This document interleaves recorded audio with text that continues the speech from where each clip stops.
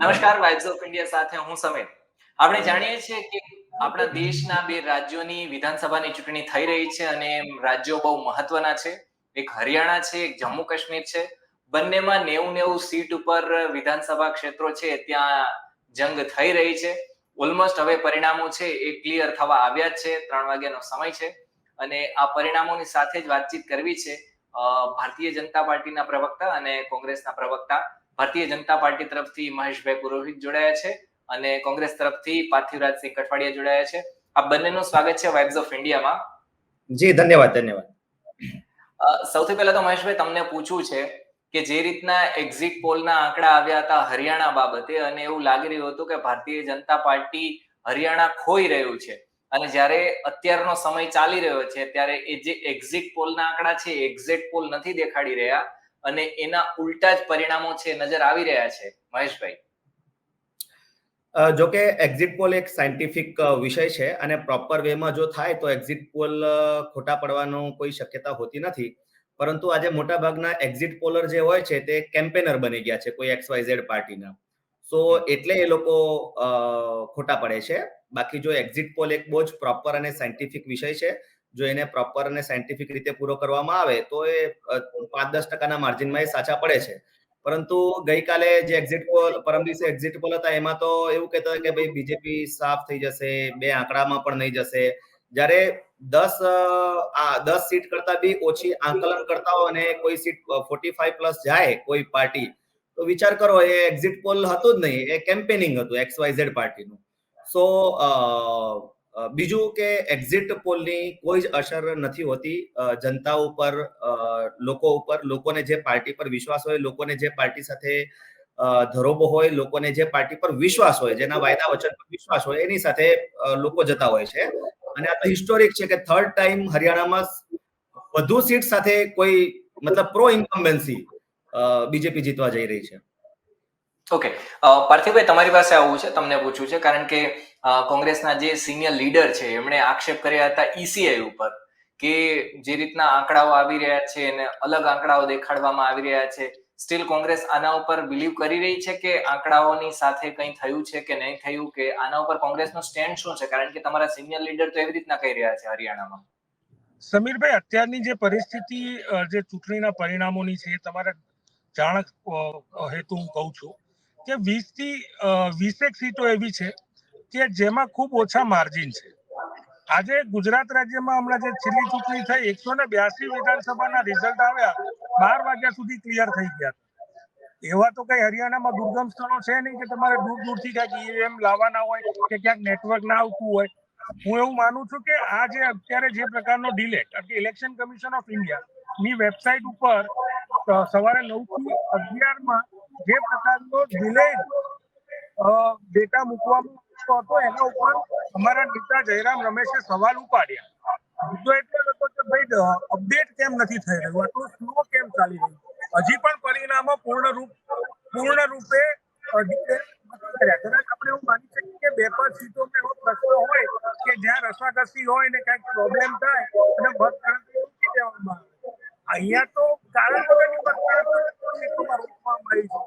એના કારણો શું છે? બીજું કે ઇલેક્શન કમિશન ઉપર સવાલ એટલા માટે ઉભો થાય કે જ્યારે ડિલિમિટેશન કરવાની વાત આવી જમ્મુ કાશ્મીરમાં, તો જમ્મુ રીજન જ્યાં બીજેપીની વધારે સીટો આવે છે ત્યાં એ જમ્મુ રીજનમાં ડિલિમિટેશન કરાવીને 6 જેટલી સીટો વધારી દીધી. સામે કાશ્મીર રીજનમાં માત્ર 1 સીટ વધારી. એ જ રીતે તમે જુઓ કે હરિયાણાના ચૂંટણી દરમિયાન જે આદર્શ આચારસંહિતા મુજબ કોઈ પણ ચૂંટણીમાં કોઈ પણ પ્રદેશ જાય ત્યારે ત્યાંની કોઈ પણ સરકાર અથવા તો કેન્દ્રમાં પણ કોઈ પણ સરકાર હોય, ત્યાંના મતદારોને કોઈ પણ ડાયરેક્ટ કેશ બેનિફિટ જેવી સ્કીમ હોય તેનો ડાયરેક્ટ લાભ ના આપી શકે. પણ ચૂંટણીના દિવસે પહેલા જે સરકારે પૈસા ડાયરેક્ટ ટ્રાન્સફર કરી અને હરિયાણાના મતદારોને પ્રલોભિત કરવામાં આવ્યા અને પંચે આમાં જેને કહી શકાય કે સંમતિ દર્શાવી. એટલે એ પ્રકારની ઘટનાઓ જ્યારે બને ત્યારે ચૂંટણી પંચ ઉપર સવાલ ઉભા થાય છે. ચૂંટણી પંચની કાર્ય પદ્ધતિ કે દેશના લોકોને વિશ્વાસ બેસે, પણ દેશના લોકોને ક્ષમતા જાય એવી પદ્ધતિનો ઉપયોગ જ્યારે આપણું ઇલેક્શન કમિશન ઓફ ઇન્ડિયા જે સ્વાયત્ત સંસ્થા છે, જે આપણા સુપ્રીમ કોર્ટ અને આપણા કોર્ટની જેમ સ્વાયત્ત સંસ્થા છે, એમાં આ પ્રકારની પરિસ્થિતિ થાય ત્યારે સૌથી મોટો સવાલ ઉભો થાય છે. મહેશભાઈ તમારી પાસે મહેશભાઈ પાસે આવું છે, મહેશભાઈ પાસે, કારણ કે હરિયાણાની વાતચીત પણ કરીશું, સાથે જમ્મુ કાશ્મીરની પણ વાત કરવી છે. જે તે સમયે 370 ની વાત બહુ કરવામાં આવી હતી, ચૂંટણીઓ પણ જીતવામાં આવી અને એક પક્ષને રાજી પણ કરવામાં આવ્યો હતો, અને 370 મામલે જો ટેરરિઝમની વાત કરીએ તો કેન્દ્ર સરકારે બહુ સરસ કામ પણ કર્યું છે, કારણ કે જમ્મુ કાશ્મીરમાં લગભગ 0 ટેરરિઝમ કરી નાખ્યું છે કેન્દ્ર સરકારે.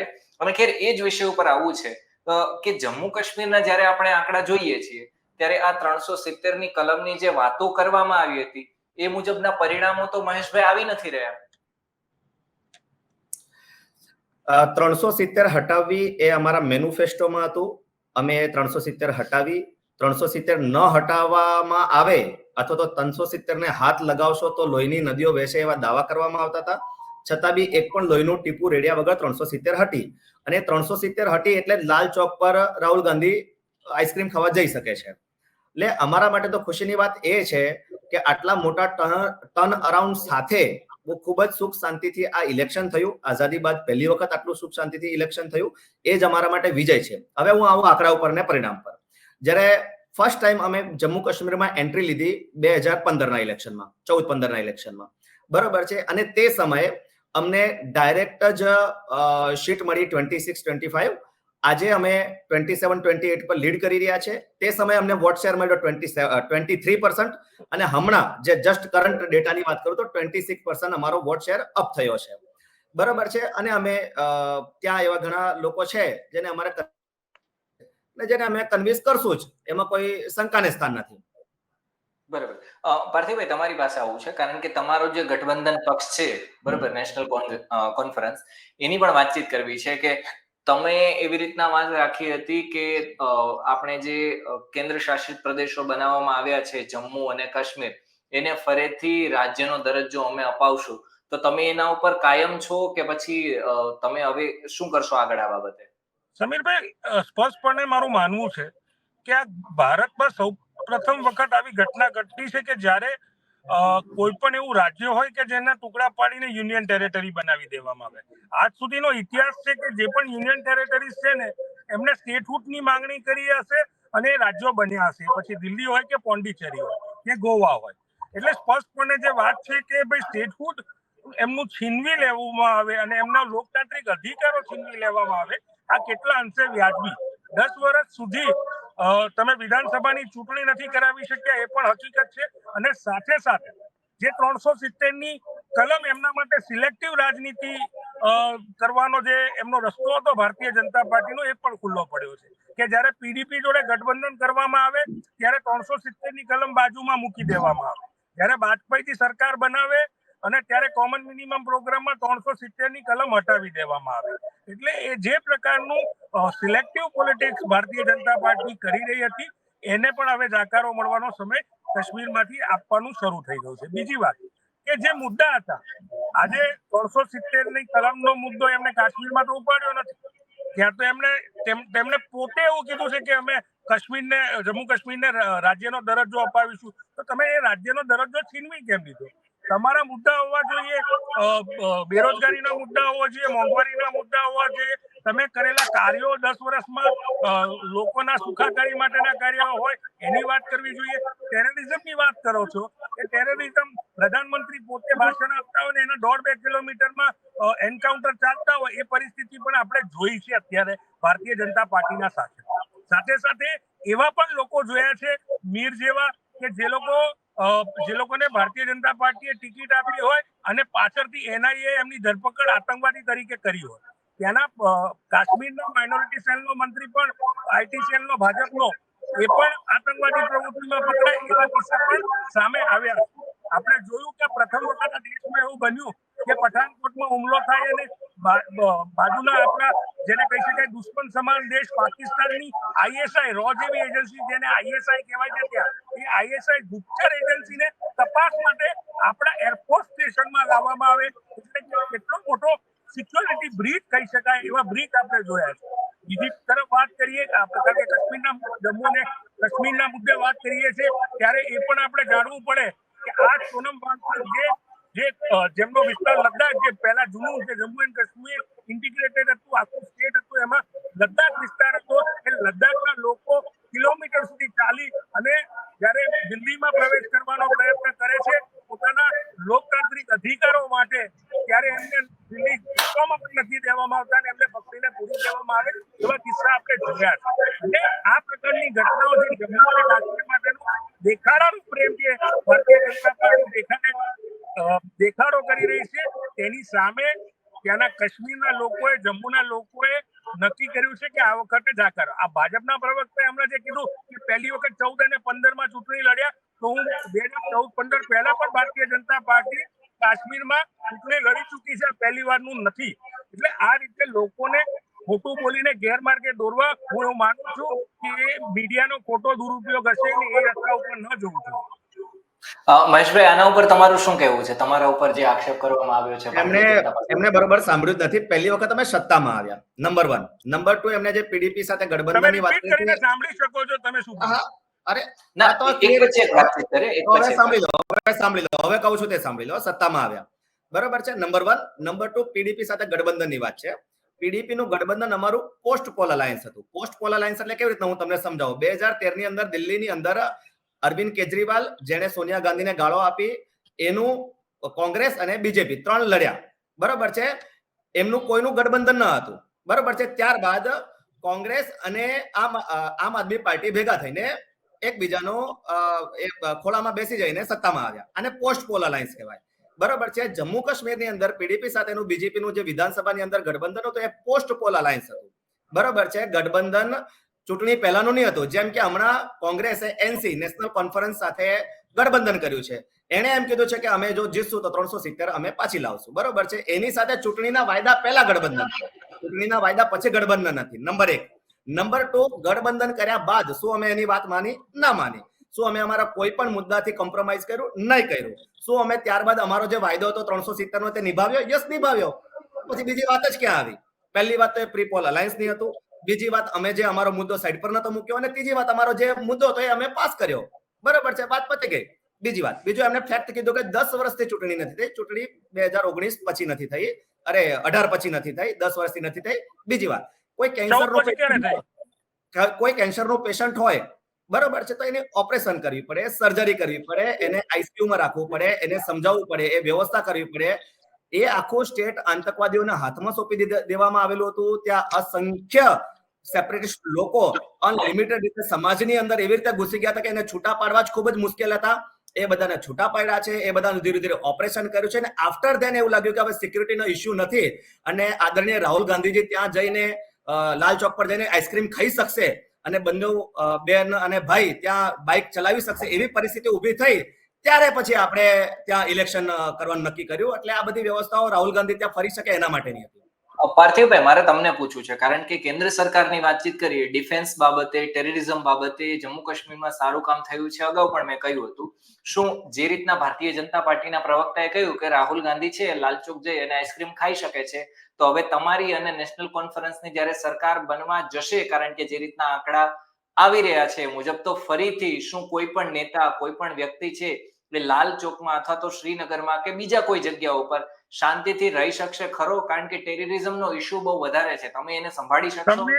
સમીરભાઈ, ટેરરિઝમના ઇશ્યુની વાત કરીએ સંદર્ભે ખૂબ મોટા પ્રમાણમાં આર્મી ત્યાં સિક્યુરિટીનું ધ્યાન રાખ્યું છે. બીજી વાત કે તમે જે પ્રકારની વાત કરી, છેલ્લા 10 વર્ષના ફિગર જોઈ લો કે કેટલા ટેરરિસ્ટ એટેક જમ્મુ રિજન જ્યાં નહોતા થતા ત્યાં થવા માંડ્યા છે. પહેલી વાત, એટલે તમે એ જે વાત કરો છો કે ટેરરિસ્ટ એટેક ઓછા થઈ ગયા, એની જગ્યાએ વધ્યા છે, એના ફિગર સરકારી આંકડા બોલે છે. બીજી વાત કે જે હમણાં વાત કરતા હતા સેપરેટિસ્ટ, ચૂંટણી લડવા માટે, અપક્ષ ઉમેદવારો લડાવવા માટે રાશિદ એન્જિનિયર નામનો સેપરેટિસ્ટ, જે પોતે લોકસભા જેલમાંથી લડ્યો હતો, અને એને વિધાનસભા લડવા માટે કોણે જામીન આપ્યા? આ સરકારના લોકો કોર્ટે આપ્યા. જે કોર્ટે રાહુલ ગાંધી અને સોનિયા ગાંધીને જામીન આપ્યા. મહેશભાઈ, જ્ઞાન થોડું મેળવી લેવાનું.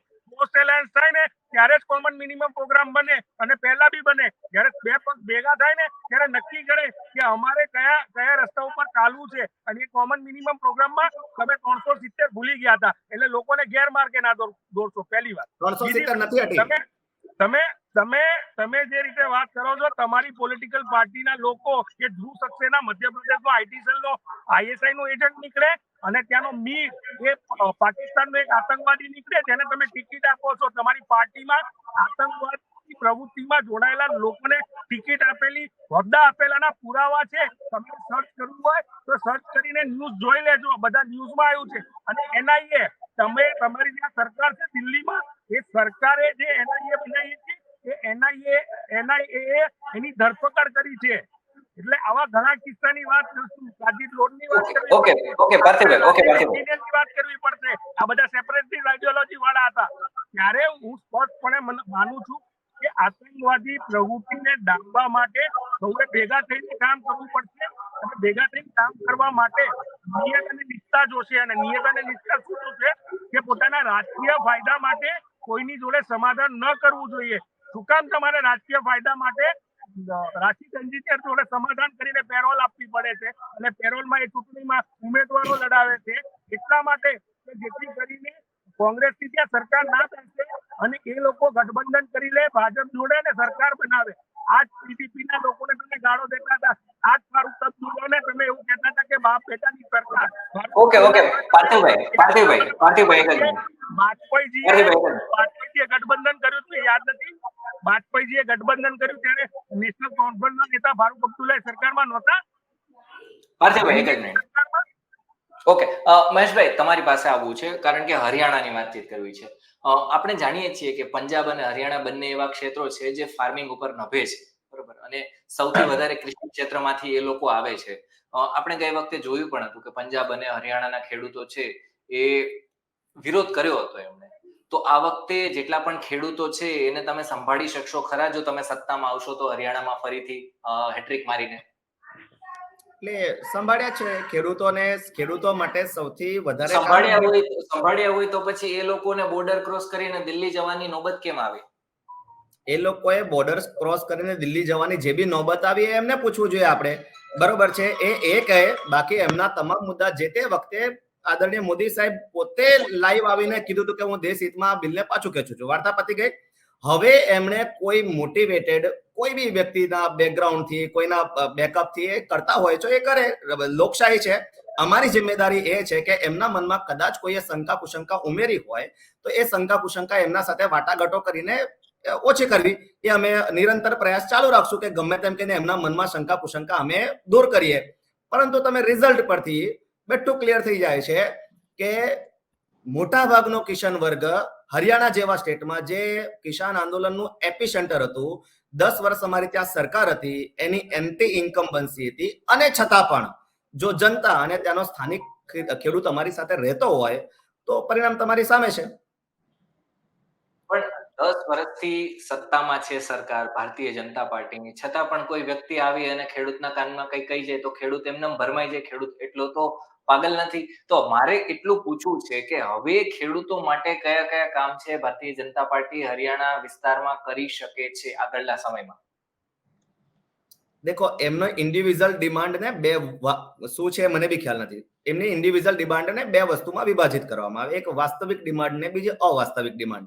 જેટલી પણ વાસ્તવિક ડિમાન્ડ હશે, વહીવટી રીતે લાગુ કરી શકાય એવી હશે, બરોબર છે, એ તમામ ડિમાન્ડો કરશું અને કરતા આવ્યા છે અમે, બરોબર છે. આ અમારી ખટાખટ વાળી સ્કીમ છે જ નહીં કે ભાઈ હર મહિને 8500 લઈ જજો અને પછી લોકોની લાઈન લાગે, એવું છે જ નહીં. અમારે તો જે કહેશું તે અમારે કરવા વાળો અમારો આખો પથ હોય છે, બરોબર છે. બીજી આવે અવાસ્તવિક ડિમાન્ડ, જે ટેકનિકલી પોસિબલ ના હોય, જે સોશિયલી એક્સેપ્ટન્સ ના હોય, પોલિટિકલી વાયેબલ ના હોય, બરોબર છે. એવી જે કોઈ હશે તો એમને વિનંતી કરશું, હાથ જોડશું, અને એમના મનમાં છતાં બી કોઈએ એવું ઉમેરી દીધું કે આ તો પોસિબલ છે, તો અમે એમને સમજાવશું કે આવી રીતના પોસિબલ નથી. ઓકે, મહેશભાઈ અને પાર્થિવભાઈ, આપ જોડાયા બદલ આપનો ખૂબ ખૂબ આભાર. પણ સમીરભાઈ, પેલો 15 લાખની સ્કીમ વાસ્તવિક હતી કે જુમલો હતો એ તો કહી દો. યસ, એ હું કહી દઉં. આ સુધી યસ સમીરભાઈ મને જવાબ આપો. આ સુધી એક પણ ભાજપને વોટ આપવા વાળો વ્યક્તિ કોઈ જગ્યાએ 15 લાખ લેવા પહોંચ્યો નથી. અને મને તમારો વોટ્સઅપ નંબર આપી દો, હું તમને આવા 500 વિડીયો આપું કે 8500 લેવા માટે લોકો લાઈનમાં ઉભા થયા. વિચાર કરો. અરે તમને 500 વિડીયો આપું મહેશભાઈ, તમે આપો ના, આપો, મોકલો, 15 કોઈ લાખના કેટલા જગ્યાએ વિડીયો સિંગલ આપું પર્સન નથી કીધું. મહેશભાઈ?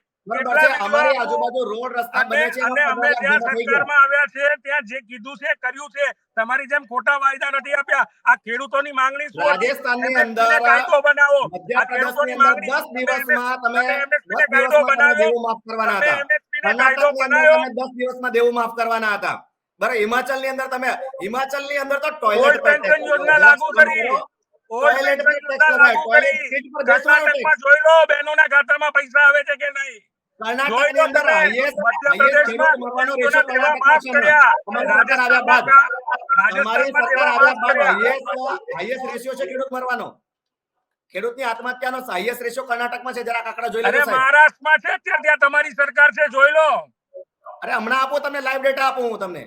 અરે મહારાષ્ટ્રમાં છે, જોઈ લો. તમારી સરકારમાં સૌથી વધારે બેરોજગારી છે તમારી હરિયાણામાં જ છે, તમે જોઈ લો. તમારા શાસિત રાજ્યોમાં કેટલી રોજગારી ઉત્પન્ન કરી છે. ઓકે પાર્થિવભાઈ એક જ મિનિટ. પાર્થિવભાઈ મહેશભાઈ એક જ મિનિટ. પાર્થિવભાઈ મહેશભાઈ પાર્થિવભાઈ, છેલ્લો પ્રશ્ન. આ તમારા માટે હું સ્પેશિયલ જલેબી લઈને આવ્યો છું. બરોબર છે, સ્પેશિયલ જલેબી લઈને આવ્યો છું. અને જેટલા બી લોકો મારા છે, તરફથી મોઢામાં ટૂંકી લો. નહીં, તમારા જેટલા બી જે જલેબીના હલવાઈ મારા તરફથી મોઢામાં ટૂંકી લો. એ ફેક્ટરી ખોલવાથી ડરીને બધા મારા એમને તરફથી બેરોજગાર મોઢામાં ના થઈ જાય ટૂંકી લો. એના માટે ભાજપને વોટ આપ્યા છે. મારા માટે મોઢામાં ટૂંકી લો. તમારે યુવાનોને જલેબી બનાવતા અને પકોડા તરતા જ કરવા છે. તમારે ભણાવીને એમને પકોડા તરતા જ કરવા છે. આજે કોંગ્રેસની પીઠ ફેક્ટરીમાંથી નથી આવ્યા. આ ફેક્ટરીમાંથી આજે નથી. કોંગ્રેસની જે પીઠ લોકલ આવી આપણા જલેબી દિવસ ફેક્ટરી બુદ્ધિ હોય તો કોઈ તમારા વેપારીને પૂછજો કે જે ના, પર્સનલ એટેક નહીં. એને કારખાનું જ કહે છે. પેકેટ મોકલાવું, ફેક્ટરીના પેકેટ વાળી જલેબી મોકલાવું, ફેક્ટરીના પેકેટ વાળી જલેબી મોકલાવું. એક મિનિટ. પર્સનલ એક ભાઈ છે, એ આવી રીતના બહુ સરસ જલેબી બનાવે છે. એમની પાસેથી લઈને આવ્યો છું. એકલો જ બનાવે છે કે એના ત્યાં કારીગરો હોય છે બીજા? પાર્થિવભાઈ મહેશભાઈ, પર્સનલ એટેક નહીં, ખાલી જે મુદ્દાઓ છે મુદ્દા ઉપર વાતચીત કરીશું. પર્સનલ એટેક નહીં કરીએ, કારણ કે થોડી સભ્યતા રાખીશું, ગુજરાતી છીએ. ખેર,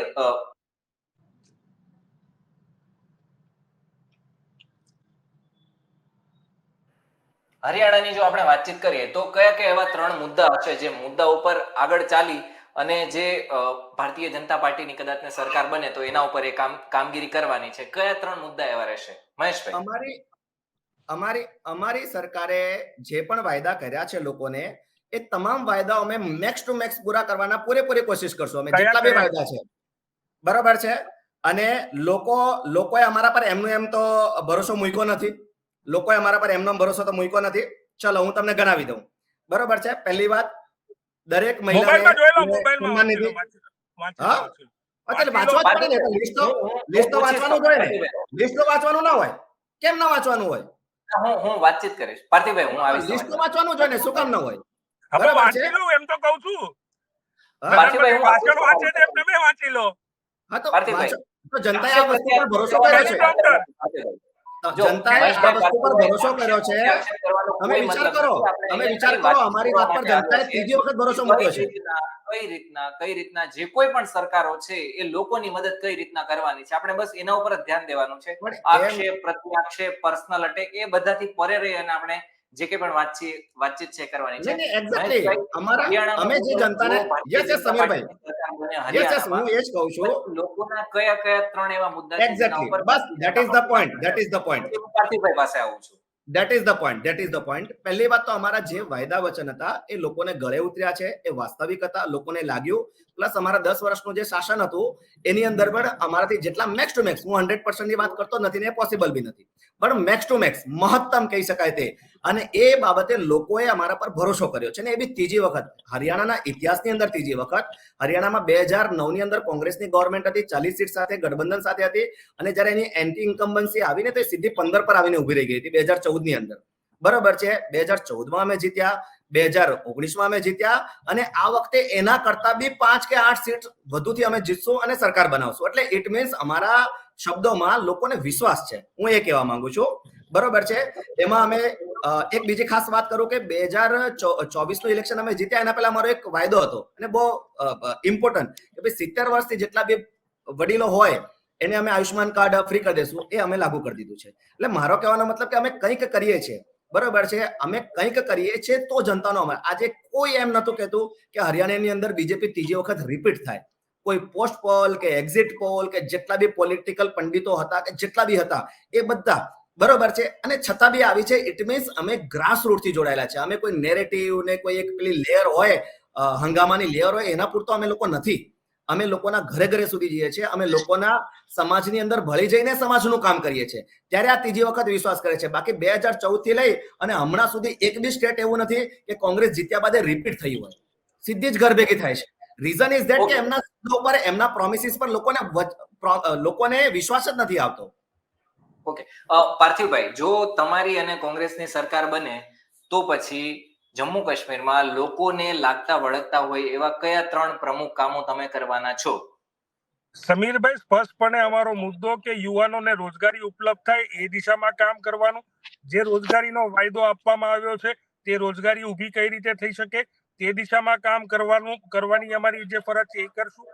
મોંઘવારીનો મુદ્દો જે પ્રકારે નરેન્દ્રભાઈ અને અમિત શાહે કીધું હતું ત્યાં જઈને અમિતભાઈ શાહે કે ઈદમાં અને મોહરમમાં બાટલા મળશે, એ બાટલો સસ્તો થાય એ દિશામાં કામ કરવાનું. જે અમે રાજસ્થાનમાં પણ અમે રાજસ્થાનમાં ભાજપે 500 બાટલો આપવાનું કીધું હતું. ભલે ગુજરાતમાં 30 વર્ષથી જીતા લે ના આપતા હોય એ વાત અલગ છે. ખેડૂતોને એમએસપી ની પૂરતી કિંમત મળે, એમના પોતાના જે એમએસપી છે એમને પૂરતા મળી રહે તેની વ્યવસ્થા કરવાનું કામ કરશું. કાયદો ને વ્યવસ્થા ત્યાં સારી રીતે જળવાય એ દિશામાં કામ કરશું. બહેનોના અપલિફ્ટમેન્ટની વાત હોય ત્યારે મહિલાઓને સમાન અધિકાર જોડે સમાન કામની વ્યવસ્થા મળે અને એમને જોબ્સ મળે તે દિશામાં કામ કરશું. આવા જે વાયદા ભારતીય રાષ્ટ્રીય કોંગ્રેસે કર્યા છે એ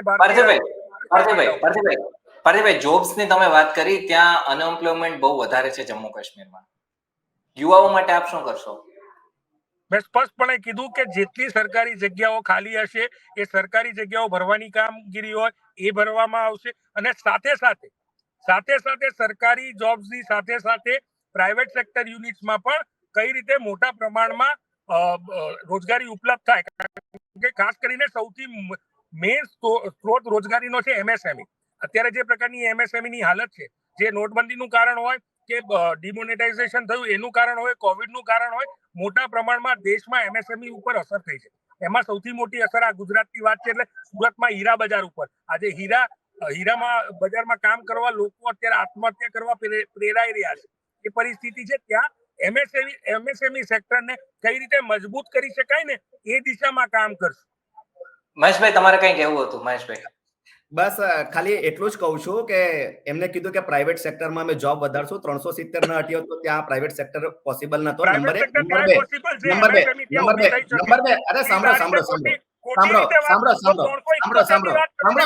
એક બીજો પોઈન્ટ કહું છું, એની વાત સાંભળી લો. બીજો પોઈન્ટ કહું છું, એ સાંભળો મારા ભાઈ. બરોબર છે, એમને મહિલાની વાત કરી. કઠુઆ રેપ થયો હતો 2016-17 આજુબાજુમાં. એટલો મોટો હંગામો હતો એ કઠુઆ રેપનો.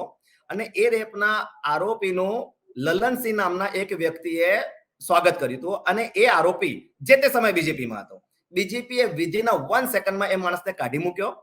આજે એ વ્યક્તિ સ્ટેજ પર રાહુલ ગાંધીનું સ્વાગત કરે છે. એ તો છોડો, એના માટે પ્રિયંકા ગાંધી કેમ્પેન કરે છે. અને એ પણ છોડો, જનતાને સલામ છે કે એને ઘર ભેગો કર્યો છે. ના પાડે જો ને નકારી મૂકજો. આ વાતને નકારો. એ લોકો તો 20 વર્ષ જેલમાં આવી ગયા હતા. એ લોકો તો 20 વર્ષ જેલમાં હતા. કોર્ટે નાખ્યા છે. બીજી ક્યાં વાત આવી?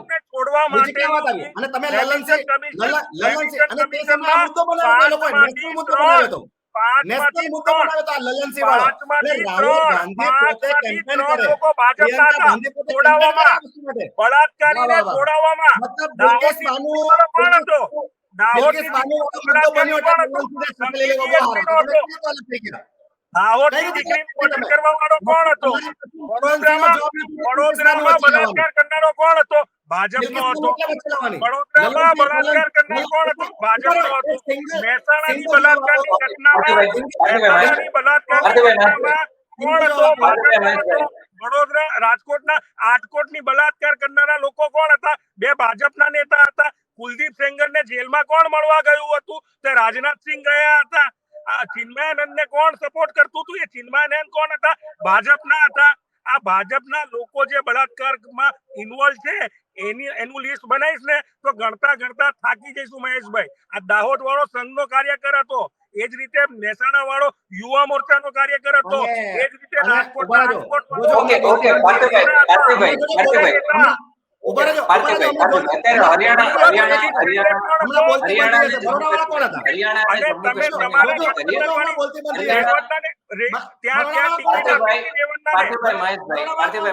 હરિયાણા અને જમ્મુ કાશ્મીરની વાત છે. હરિયાણા અને જમ્મુ કાશ્મીરની વાત છે. ગુજરાતની વાતચીત આવશે. બરોડામાં પકડાયો ને આકાશ ગોહિલ પણ વાતચીત કરીશું, પણ એના ઉપર અલગથી વાતચીત કરીશું. ઘટી રહી છે બહુ ગંભીર છે. એના ઉપર વાતચીત કરીશું. આ માહિતી મોકલો સમીરભાઈ, માહિતી મોકલો. બરોડાના જિલ્લાના ગ્રામ્ય વિસ્તારમાં જે એક મહિલા ઉપર બળાત્કાર થયો, એ આકાશ ગોહિલ ભારતીય જનતા પાર્ટીનો કાર્યકર હતો કે નહીં? દરેક સમાચાર પત્ર પાર્થિવભાઈ મહેશભાઈ આના ઉપર અલગથી વાતચીત કરીશું. નહીં બોલશે.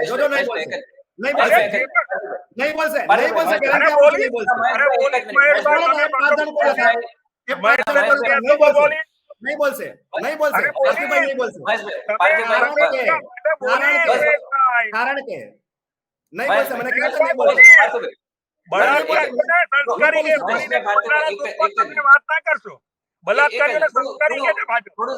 થોડું સમજદાર થઈને વાતચીત કરીએ. જો અત્યારે જમ્મુ કાશ્મીર અને હરિયાણાની વાતચીત છે, એની વાતચીત આપણે એના સુધી સીમિત રાખીશું. ગુજરાતમાં જે બળાત્કારના બનાવો બની રહ્યા છે એ ગંભીર. મહેશભાઈ એક જ મિનિટ. જે બનાવો બની રહ્યા છે એ પણ અતિ ગંભીર છે. એના ઉપર પણ આપણે અલગથી વાતચીત કરીશું. પણ મુદ્દો અત્યારે જમ્મુ કાશ્મીર અને હરિયાણાનો હતો અને આ બંને જોડાયા, આ બંને ડિટેલમાં વાતચીત કરી. એ બદલ આપનો ખૂબ ખૂબ આભાર મહેશભાઈ અને પાર્થિવભાઈ, આપનો ખૂબ ખૂબ આભાર, ધન્યવાદ. બળાત્કારની વાત જ્યારે ગુજરાતની હશે અલગથી વાતચીત કરીશું અને છાતી ઠોકીને બંને લોકો જે છે, બંને પક્ષના લોકો છે એની પણ વાતચીત, કારણ કે આ સામાજિક મુદ્દો છે એની વાત પછી કરીશું. અત્યારે હરિયાણા અને જમ્મુ કાશ્મીરની વાતચીત હતી. આ બંને જોડાયા, બંને અમારી સાથે વાતચીત કરી, એ બદલ આપનો ખૂબ ખૂબ આભાર, ધન્યવાદ.